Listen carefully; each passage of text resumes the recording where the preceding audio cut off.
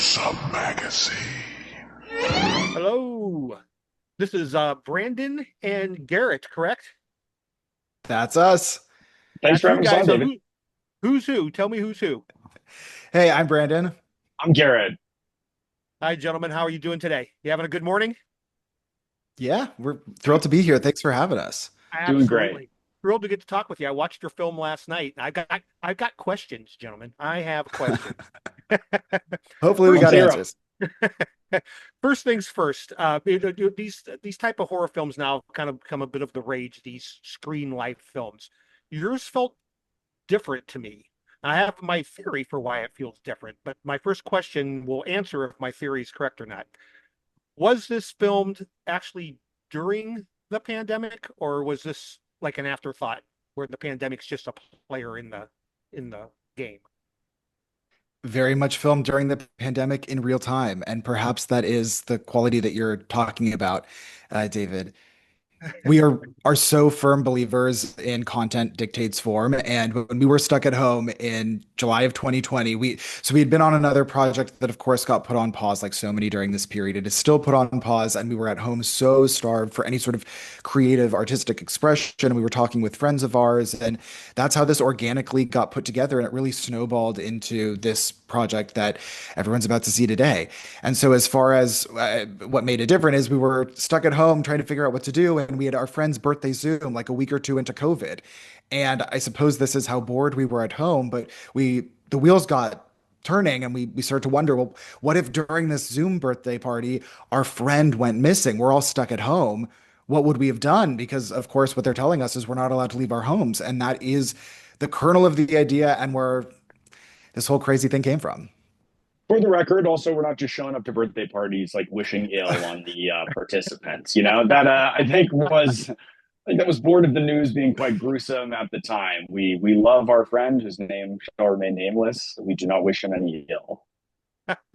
Well, and I think that's what really came through this is the authenticity of how this was filmed. Because again, some of the other ones that have come through, you can tell are just using our memories or our fear of that time to try to bring that back to us. And this actually had that feel. You could tell it was organic, in the thing. So I didn't know if it was something because you're co-writers and co-directors. I just want to make Mhm. sure everybody's aware of this. I didn't know if you'd taken something that was kind of already existent as just kind of a whodunit type thing and you made it into this, or if this is just kind of what it became as you filmed it. It's a great question. I think Yeah. we really felt adamant about doing something at the time. The film was never intended to come out during the height of COVID. Brandon and I refer to this as this sort of uncanny valley. I think we want to be sensitive to people's feelings. We want to make sure that people acknowledge that this was a thing that we all went through and all shared, and there was so much unknown at that period of time, while also giving people the space to reflect and then look back upon something that we all experienced. We were fortunate enough to have been on the ball enough to have got principal photography in the can. Post production is like a traditional animation movie. That takes a while anyway. But I think we were pretty adamant that we didn't want this thing out into the world in 2020 or even top of 2021. We were just privileged enough to have absolutely struck and gotten principal photography in the can to really capture what it felt like at the time. Well, and it's actually a very convoluted, very complicated story.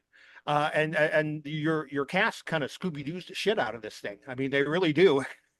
As we watch this all kind of, and I don't want to spoil anything because if you talk about this film too much, it's gonna completely ruin the view. Mm. But with that being said, did you have to go in as it was happening and go like, okay, that don't make sense, or this does make sense, or did you were you able to handle that in editing, or did you have to go back and reshoot anything?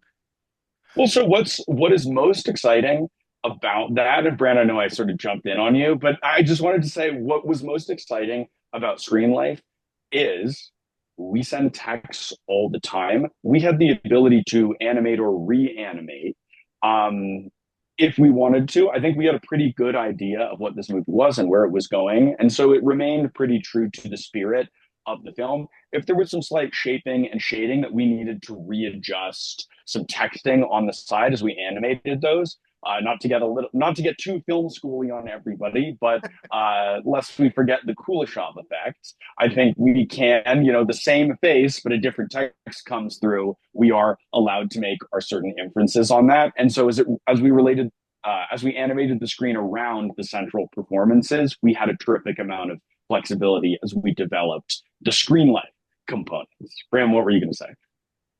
Well, I was also going to pick up David on not just this question, but your one before is you picked up on something that I love so much about our film, which is that because we had to put this together so quickly, we had to write this so quickly. We were working off of a treatment when we first put this film together, and it became apparent. Our producers came to us and said, if we're going to do this thing, we needed a draft of the script to go out with in under 2 weeks. And so we had to write a full draft of this thing very, very quickly. And so, David, what you're picking up on, that we sort of are playing homage and we are embracing a number of tropes, that was honestly by necessity, is that because we had to write this so quickly that we had to draw on tropes and play homage and use all of those honestly to support us all the way through. And we knew what our central mystery was going to be. We always knew what that North Star was going to be, but then how we Scooby-Dooed our way through it, that definitely we had more and more fun with as we went through post and honestly the whole process.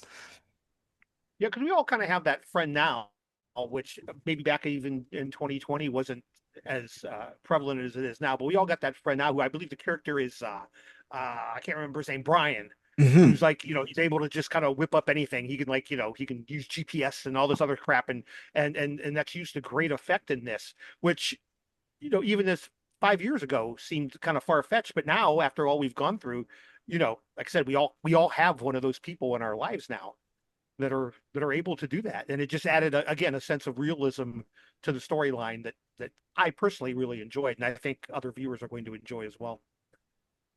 We hope so. We wanted him to have the expertise without it feeling like he was some sort of wizard in the Yeah, film. exactly, exactly, Yeah. exactly. Now, as directors, when you're doing something like this, when your guys aren't physically there with them, how does that work? I'm not quite sure. I mean, we see a little bit of it, I guess, at the end of the movie. You guys have like a little Hmm. outtake reel at the end as the credits are rolling, and you kind of see, is that how it is? You guys are just like off on your own little screen off on the side, kind of Oh doing your yeah. cuts. And we didn't quite know how it would work either when we started it because we'd never directed actors, let alone a cast of upwards of six at one time over Zoom. So it was a bit of trial by error at the start. We did have many days that we were working virtually with our cast. We also had a number of days that we were working in person with them. Some of those days were during the pandemic, and those were our most challenging days because, of course, people weren't allowed to be in person at that point. And so we were having to follow all of the protocols that SAG wanted us to. But because it was so early in the pandemic and lockdown, they actually didn't know what a lot of those protocols were. And so one of our lead producers who line produced this film, Nicole Smolin, she created so many COVID protocols that then were subsequently used by all of these other productions because we were sort of making it up on the fly and figuring it out. And we figured out what worked for us. But to put it in perspective, our COVID officer was certified as a COVID officer the week before we went into production. That's crazy. And I Yeah. was gonna say, I have no proof of this comment that I'm going to make, but it seems to me like you guys were kind of like on the cutting edge of this. You were one of the first productions to go there, and it's odd that you're one of the last screen life films to come out. Because these other ones, as soon as they seen it was a marketable thing, they went for it. So uh, I see so much of what you guys did, these other people stole, and there people are just now going to get to see that you guys were kind of like the innovators of this. Mm. We're glad it's finally out in the world. I think we were very fortunate, but it's all a testament to the that early work that the rest of our team was able to really push through. Yeah. So what was your biggest challenge? Like again, Mm. either as writers or as directors, as you went there, and did you ever just get to a point you were like, what are we going to do? Like, was there one of those moments where you just like didn't know? I think what Brand sort of alluded to was the entire directing and working with our performers on six performances at once, building chemistry. A number of our cast were friends beforehand, but building a friend group virtually and allowing an audience, excuse me, to feel as if a group of people have known one another for years and building all of that virtually, I think was a pretty big challenge, but one that our cast was just unbelievably game for. We wanted to marry it feeling messy, but also feeling lived in, communicating ultimately the points of the script that we moving our plot forward while also really getting a beautiful glimpse into what a friend group could and should look like where everything goes wrong. I think there were certain overnights. We're doing a virtual overnight where everyone is stuck at home in their own house. Energy, of course, is going to dip. We're asking people hop up, run and touch your doorknob and do 10 jumping jacks. While Brandon and I do a little dance from our virtual base camp. Like, I think ultimately a virtual overnight is, I think everyone's trying their hardest, but it's, 3, 4 in the morning and energy takes a dip. I think we had to get a little creative with how to keep that party going. We played a lot of music. There was a lot of singing involved, a lot of really asking people to get in their bodies. I think those were just things that we had never encountered before based on the sheen directly in front of us. Because this is a large cast. I mean, at any one given time, you guys got 8 to 12 windows open on this thing. I So mean, there's people popping in and out. You got parents popping in, and Hmm. friends are popping in, and they're late, and to the party. I mean, it's a lot. It's a lot of movement for a film that is basically taking place on a computer screen. So kudos to you guys. It's a massive undertaking. if we may, all we want to do is we would like to direct any of the credit to that to Eric Bot Nielsen, our editor. It was a mammoth, it was a Herculean undertaking, like seriously cutting, as you said, tons and tons and tons and tons of performance on top of one another, as well as virtual windows. As much as Brandon and I would like to pat ourselves on the back for that, that was all Eric. We cannot take credit for any of that. Like, he is just absolutely a rock star. We're so grateful for him. You're only as good as the people you surround yourself with, right? That's We it. feel that 100%. No, true. So we got on July 11th, you guys are going to have a theatrical screening of this. And is this a nationwide thing, or is it just a couple screens in LA? Yeah, very limited theatrical. We're so grateful to the Lemley for hosting us.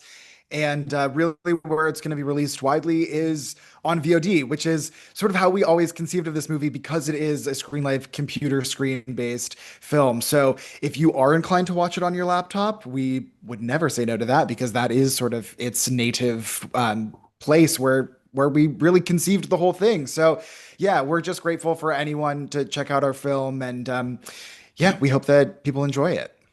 And it's coming out on the 15th, actually, on VOD. So Mhm. are you guys going to be at the screening on the 11th? Are you going to have like a big red carpet Oh, Yes, we're yes.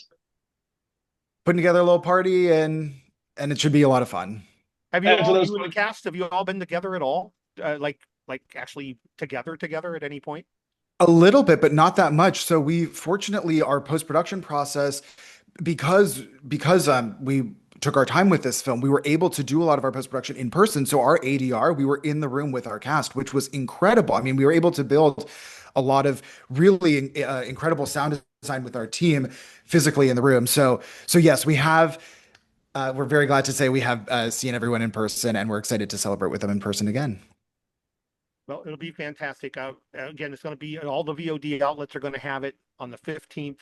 I keep this is horrible. I keep wanting to say don't log out. It's don't log off. Say it together with me. Don't log off. don't log Um, off. Yes. guys, I can't thank you enough for taking the time to chat with me today. I really can't. Thanks for Thank you having us so on, much for David. having us. Yeah, this was You really bet. fun.